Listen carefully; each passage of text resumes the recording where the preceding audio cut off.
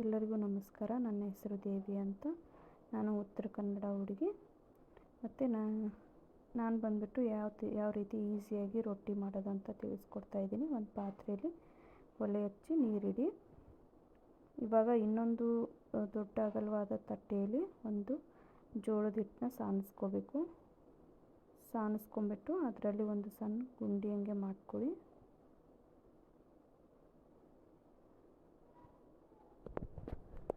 अपनी तस्वीरों का जादू जगाएं, एक जादुई फोटो वीडियो बनाएं। ಸೊ ಅದಕ್ಕೆ ಬಂದುಬಿಟ್ಟು ಇವಾಗ ಕುದಿಯೋಕ್ಕೆ ಒಲೆ ಮೇಲೆ ನೀರು ಇಟ್ಟಿರ್ತೀವಲ್ಲ, ಅದು ತುಂಬ ಕುದೀತಾ ಇರೋ ನೀರನ್ನೇ ಹಾಕ್ಕೋಬೇಕು. ಹಸಿ ಬಿಸಿ ನೀರು ಹಾಕ್ಕೊಂಡ್ರೆ ಚೆನ್ನಾಗಿರಲ್ಲ ರೊಟ್ಟಿ. ಸೊ ಚೆನ್ನಾಗಿ ಕುದಿಯೋಂಥ ನೀರನ್ನೇ ಹಾಕ್ಕೋಬೇಕು. ಇವಾಗ ಇನ್ನೊಂದು ಒಂದು ಸ್ಪೂನ್ ತೊಗೊಂಡ್ಬಿಟ್ಟು ಇದನ್ನು ಒಳಗಡೆ ಹಿಟ್ಟನ್ನ ಕಲಸಿ ಜಿಗಿಟ್ಟು ಮಾಡ್ಕೋಬೇಕು.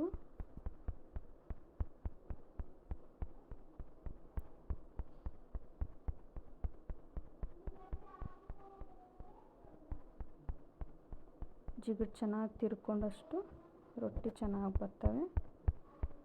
ಇವಾಗ ಅದು ನೀರು ಆಚೆ ಹೋಗ್ದಂಗೆ ಅದು ಒಳಗಡೆ ಎಷ್ಟು ಇದನ್ನು ಮಾಡ್ಕೊಂಡಿರ್ತೀವಿ ಅಷ್ಟರಲ್ಲೇ ಕಲಿಸ್ಕೋಬೇಕು.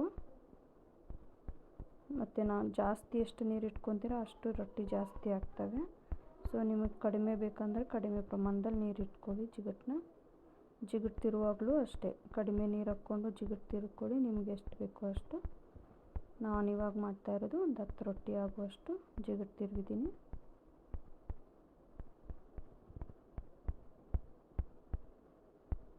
ಇವಾಗ ಇದನ್ನು ಇನ್ನೊಂದು ಪಾತ್ರೆ ತೊಗೊಂಡ್ಬಿಟ್ಟು ಜಿಗಿಟ್ಟನ್ನಷ್ಟೇ ಸಪ್ರೇಟ್ ಮಾಡ್ಕೋಬೇಕು. ಜಿಗಿಟ್ಟು ಅದು ಒಣ ಹಿಟ್ಟನ್ನ ಸಪ್ರೇಟ್ ಮಾಡಬೇಕು.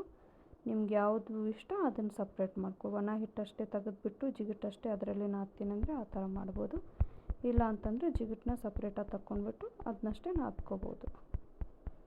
ತುಂಬ ಕಷ್ಟ ಅಂತಿರ್ತಾರಲ್ವ ಬೆಂಗಳೂರಲ್ಲಿ ತುಂಬ ಜನ ರೊಟ್ಟಿ ಮಾಡೋದು, ಅಂಥವ್ರು ತುಂಬ ಈಸಿ ಅನಿಸುತ್ತೆ ಈ ಥರ ಮಾಡಿಕೊಂಡ್ರೆ.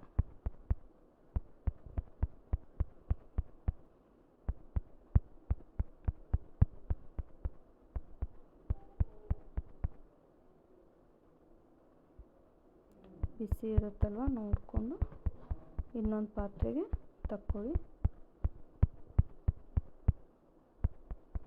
ಸೊ ನಾವು ಹಿಟ್ಟು ಬೀಸ್ತಾ ಇರ್ತೀವಲ್ವ, ಜೋಳನ ಸಾನಿಸ್ಕೊಂಬಿಟ್ಟು ಅದಕ್ಕೆ ಬಂದುಬಿಟ್ಟು ಅಕ್ಕಿ ಎಷ್ಟು ಬೇಕು ಅಷ್ಟು ನೋಡ್ಕೊಂಡು ತೊಳೆದು ಹಾಕಿ ಜೋಳ ಅಕ್ಕಿ ಎರಡನ್ನೂ ಮಿಕ್ಸ್ ಮಾಡಿ ಹಾಕಿಸ್ಕೊಂಬರ್ತೀವಿ ಮೇಲಲ್ಲಿ.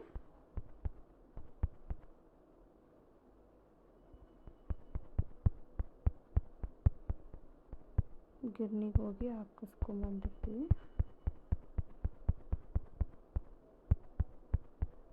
ಇದನ್ನು ಚೆನ್ನಾಗಿ ನಾದ್ಕೋಬೇಕು. ಇವಾಗ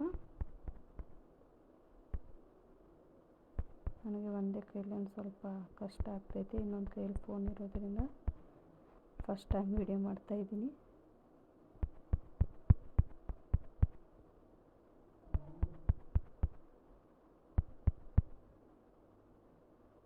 ಚೆನ್ನಾಗಿ ಈ ಥರ ಗಟ್ಟಿ ಆಗಬಾರ್ದು, ಗಟ್ಟಿಯಾಗೂ ಆಗಬಾರ್ದು, ಆ ಥರ ಕಲಿಸ್ಕೋಬೇಕು. ನಮ್ಗೆ ಲಟ್ಸಕ್ಕೆ ಹದ ಇರಬೇಕು.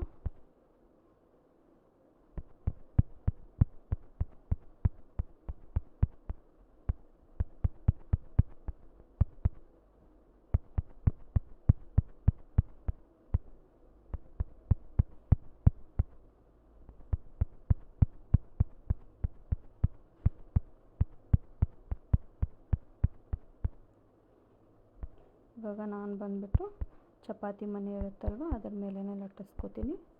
ನಿಮಗೆ ಯಾವುದು ಅನುಕೂಲ ಅದು ತಗೊಳ್ಳಿ. ಗ್ಯಾಸಿನ ಕಟ್ಟಿ ಚೆನ್ನಾಗಿದ್ದರೆ ಸ್ವಚ್ಛವಾಗಿ ತೊಳ್ಕೊಂಡ್ಬಿಟ್ಟು ಅದ್ರ ಮೇಲೇ ಮಾಡ್ಕೋಬೋದು. ಇಲ್ಲ ಅಂತಂದರೆ ನಾನು ಚಪಾತಿ ಮಣೆ ಮೇಲೆ ಮಾಡ್ಕೊಳ್ಳೋದು ಯಾವಾಗಲೂ.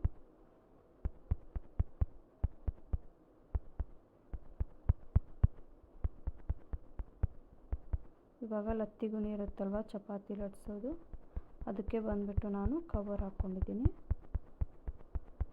ಕವರ್ ಸುತ್ಕೊಂಡ್ಬಿಟ್ಟು ಎರಡು ಕಡೆ ರಬ್ಬರ್ ಹಾಕಿರ್ತೀನಿ. ಅಂದರೆ ಇವಾಗ ಲಟ್ಟಿಸ್ತಾ ಇರ್ತೀನಲ್ವ ರೊಟ್ಟಿ ಹಿಟ್ಟು, ಅದು ಯಾವತ್ತು ಲತ್ತಿಗುಣಿಗೆ ಅಂಟ್ಕೋಬಾರ್ದಂತ. ಬೇಗ ಬೇಗ ಆಗುತ್ತೆ ಹಂಗಾದರೆ.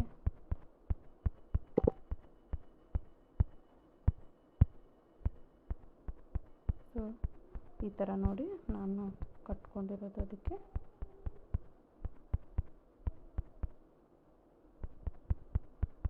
ಸ್ವಲ್ಪ ಕೈಲಿಂದ ಅದನ್ನ ರೌಂಡ್ ಶೇಪ್ ಮಾಡ್ಕೋಬೇಕು. ಸೈಡಿಗೆಲ್ಲ ಒಡೆದಂಗೆ ಆಗಿರುತ್ತಲ್ವ, ಆ ಥರ ಆದರೆ ರೊಟ್ಟಿ ಬಿರುಕ್ಬಿಟ್ರೆ ಚೆನ್ನಾಗಿ ಕಾಣಲ್ಲ. ಸೊ ನಾನು ಕೆಳಗಡೆ ಯಾವುದಿರುತ್ತೋ ಅದನ್ನೇ ಕೊನೆಯವರೆಗೂ ಮೇಂಟೈನ್ ಮಾಡ್ತೀನಿ ನೋಡಿ. ಅದೇ ಥರ ಚಪಾತಿ ಹಂಗೆ ತಿರ್ಗಾ ಮುರ್ಗಾ ಹಾಕಿ ಮಾಡಬಾರ್ದು. ಕೆಳಗಡೆ ಯಾವ್ದು ತೊಗೊಂಡಿರ್ತೀವಿ ಮುಂಚೆ ಫಸ್ಟಿಂದನೂ ಅದನ್ನೇ ಕೊನೆಯ ತನಕ ಇಟ್ಕೋಬೇಕು.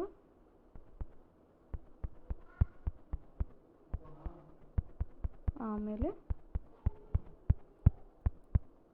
ಅದನ್ನೇ ಇವಾಗ ರೊಟ್ಟಿ ಕೆಳಗಡೆ ಏನು ಹಿಟ್ಟು ಒಣ ಹಿಟ್ಟು ಹಚ್ಚಿ ಲಟ್ಟಿಸ್ಕೊಂಡಿರ್ತೀವಲ್ವ, ಅದು ಕೆಳಗಡೆ ಇರೋ ರೊಟ್ಟಿದು ಕೆಳಗಡೆ ಅದನ್ನೇ ಹಿಟ್ಟು ಹಚ್ಚಿರೋ ಭಾಗನ ಮೇಲ್ಗಡೆ ಮಾಡಿ ನೀರು ಹಚ್ಕೋಬೇಕು. ತವಾ ಮೇಲೆ ತವಾ ಕಾದಿಂದ ರೊಟ್ಟಿ ಹಾಕಬೇಕು.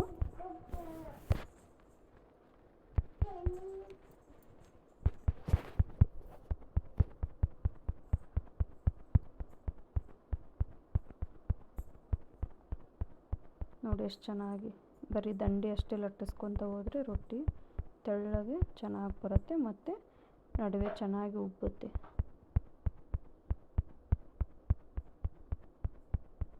ಸೊ ಇದನ್ನ ತವಾ ಮೇಲೆ ಹಾಕಬೇಕು. ನೋಡಿ ನಾನು ಹಿಟ್ಟು ಕೆಳಗಡೆ ಇರೋದನ್ನೇ ಮೇಲ್ಗಡೆ ಮಾಡಿ ಹಾಕಿದ್ದೀನಿ.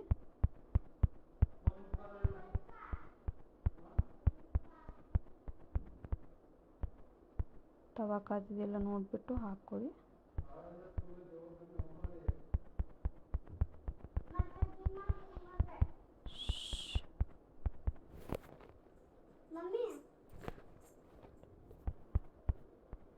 ಸೊ ಇವಾಗ ನೀರು ಹಚ್ಕೊಳ್ಳಿ ರೊಟ್ಟಿಗೆ.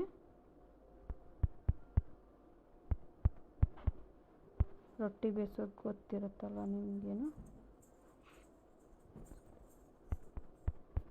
ಸೊ ಇವಾಗ ನೀರು ಹಚ್ಕೊಂಡಿದ್ದು ಆದಮೇಲೆ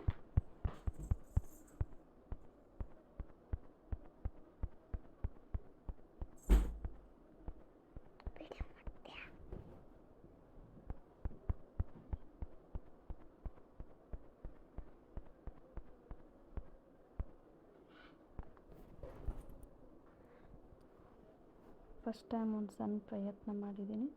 ನಿಮಗೇನಾದರೂ ಇಷ್ಟ ಆದರೆ ದಯವಿಟ್ಟು ಲೈಕ್ ಮಾಡಿ, ಸಬ್ಸ್ಕ್ರೈಬ್ ಮಾಡಿ ಈ ಚಾನಲ್ನ. ಏನಾದರೂ ಇದರಲ್ಲಿ ಮಿಸ್ಟೇಕ್ ಇದ್ದರೆ, ನನ್ನ ಭಾಷೆ ಏನಾದರೂ ಸ್ವಲ್ಪ ಹಂಗಿರಬೇಕಾಗಿತ್ತು. ಈ ಥರ ಒಂದು ಸ್ವಲ್ಪ ಬೆಂಗಳೂರು ಮತ್ತು ಉತ್ತರ ಕನ್ನಡ ಭಾಷೆ ಮಿಕ್ಸ್ ಆಗಿದ್ದಾವೆ ನನಗೂ. ಸೊ ದಯವಿಟ್ಟು ಕ್ಷಮೆಯಲ್ಲಿ ಏನಾದರೂ ಮಾತುಗಳು ಸ್ವಲ್ಪ ಇದನ್ನಾಗಿದ್ದರೆ. ಸೊ ಈ ಥರ ಬಟ್ಟೆಯಿಂದ ಒತ್ತಿ ಬೇಯಿಸ್ಕೊಂಡ್ರೆ ರೊಟ್ಟಿ ಉಬ್ಬುತ್ತೆ ನೋಡಿ.